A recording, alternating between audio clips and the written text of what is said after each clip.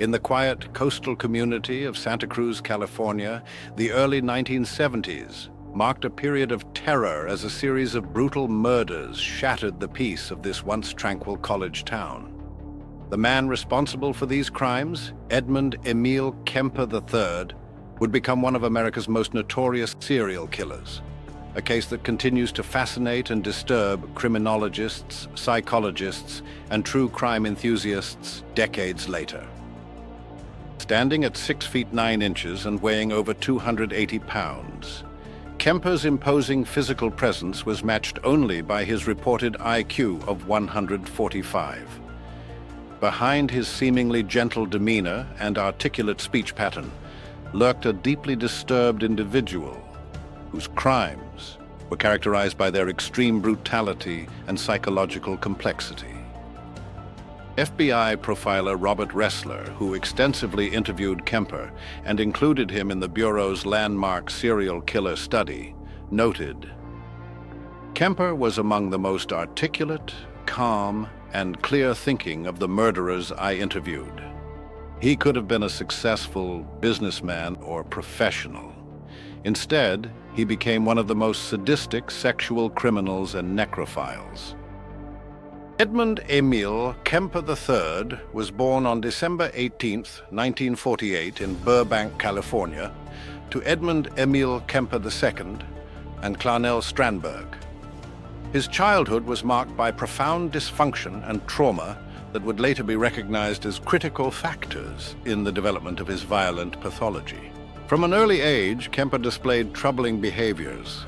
As criminologist Dr. Catherine Ramsland observes in her analysis of predatory killers, Kemper's childhood included the classic homicidal triad: animal cruelty, fire setting, and bedwetting, that many experts view as red flags for potential violence. His beheading of his sister's dolls and his macabre games involving death scenarios were early manifestations of his disturbed fantasy life.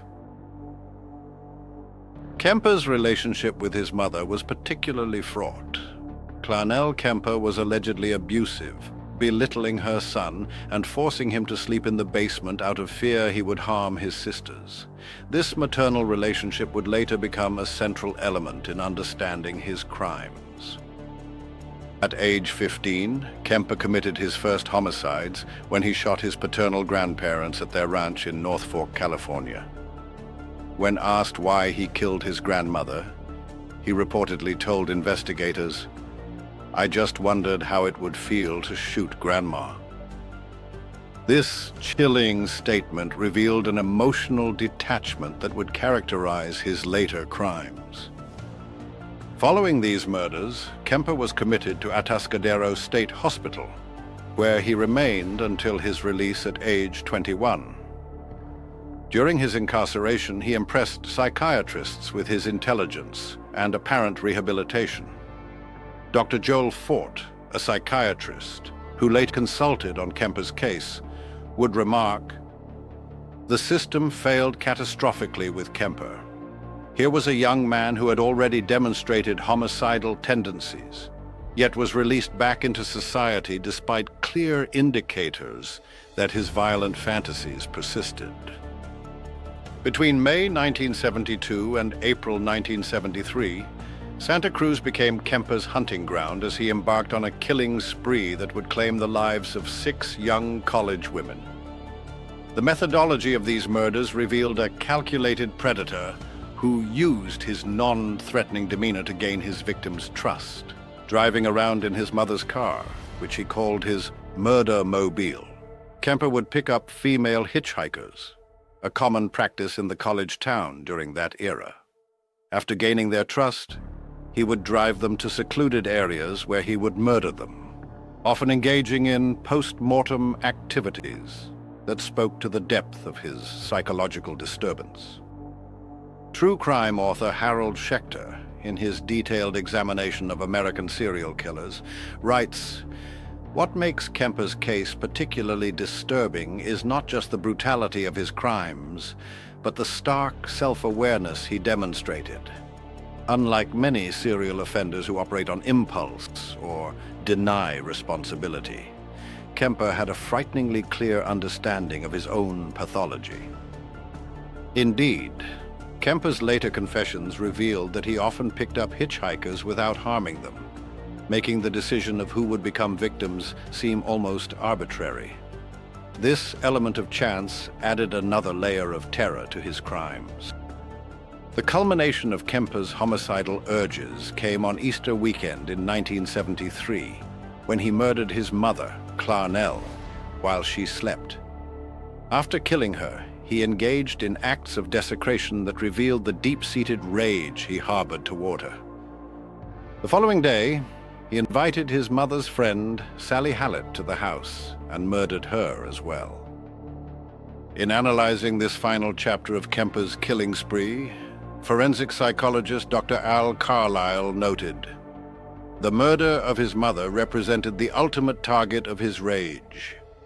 The previous victims were, in many ways, surrogates for the person he truly wanted to kill."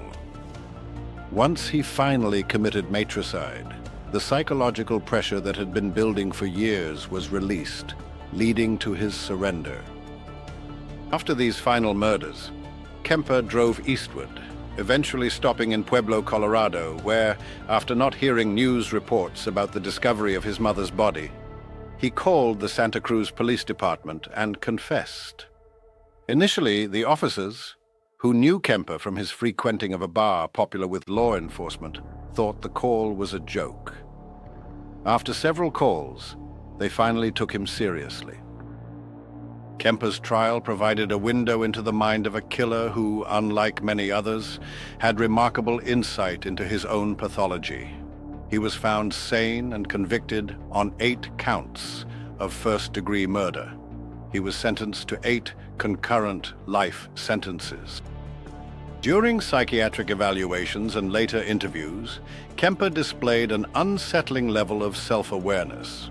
Criminologist Dr. Robert Keppel, who studied Kemper's case extensively, observed, "What makes Kemper unique among serial killers is his intellectual understanding of his own motivations. He articulates his psychological issues with a clarity that most psychiatrists would envy. It's this combination of monstrous actions and clear self-analysis that makes his case so compelling and disturbing to researchers." In his interviews with FBI agents John Douglas and Robert Ressler, Kemper provided invaluable insights that would help shape the Bureau's approach to profiling serial killers.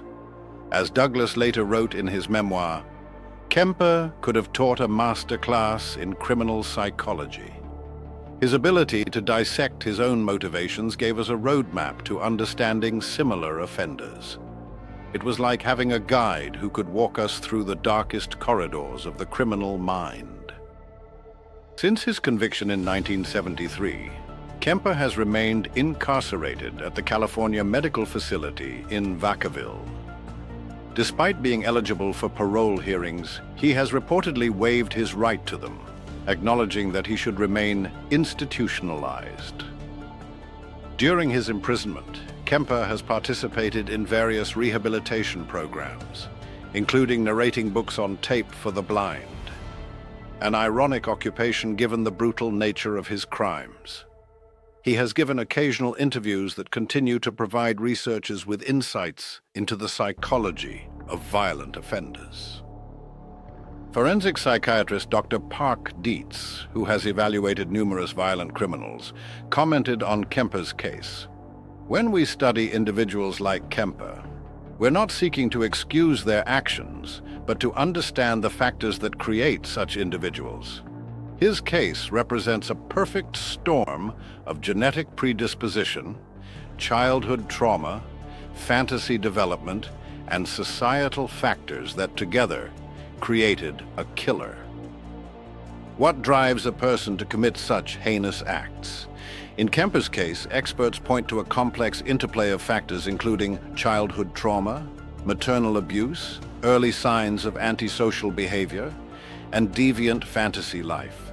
Kemper himself offered perhaps the most chilling insight into his motivations during one interview when he stated, "I knew long before I started killing that I was going to be killing, that it was going to end up like that. The fantasies were too strong. They were too developed. Former FBI profiler John Douglas has credited Kemper and other killers interviewed during the Bureau's early research with helping to establish the patterns and typologies that would form the backbone of criminal profiling. As Douglas noted, Kemper was one of our most valuable interviews. His articulate descriptions of his thought processes before, during, and after his crimes gave us a blueprint for understanding similar offenders. Dr. Ann Burgess, a pioneering researcher in the behavioral analysis of violent criminals, explained, "The interviews with Kemper revealed the importance of fantasy in the development of violent behavior. Understanding the progression from fantasy to action has become central to both preventing such crimes and apprehending those who commit them." The case of Edmund Kemper represents one of the most disturbing yet instructive chapters in the study of criminal psychology. His crimes, characterized by their brutality and psychological complexity, continue to be studied by criminologists, psychologists, and law enforcement professionals seeking to understand and prevent similar tragedies. As true crime author Robert Graysmith reflected, Kemper's case forces us to confront uncomfortable truths about human nature and the thin line that sometimes separates the monsters from the rest of us. His intelligence and self-awareness make him all the more terrifying because they suggest that his actions were not the result of insanity in the traditional sense, but of a deliberate embracing of his darkest impulses. Today, Edmund Kemper remains imprisoned, a living study in the depths to which human behavior can sink, and a stark reminder of the devastating impact of unchecked violence. His legacy lives on not only in the memories of his victims' families, but in the evolving fields of criminal psychology and profiling that his case helped to shape.